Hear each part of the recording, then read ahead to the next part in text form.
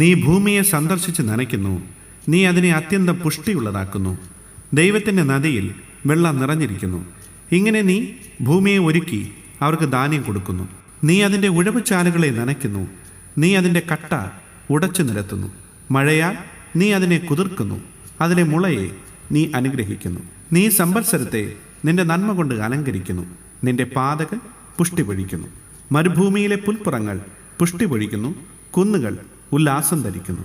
മേച്ചിൽപ്പുറങ്ങൾ ആട്ടിൻകൂട്ടങ്ങൾ കൊണ്ട് നിറഞ്ഞിരിക്കുന്നു, താഴ്വരകൾ ധാന്യം കൊണ്ട് മൂടിയിരിക്കുന്നു.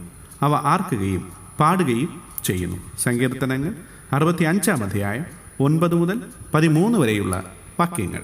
ജീവവചനം ജീവനും ശക്തിയുമാകയാ, ആത്മരക്ഷയുണ്ടേവനും ഉള്ളത്തിൽ കൈക്കൊണ്ട, ആത്മമരണം മാറും നീതിയിൽ അവൻ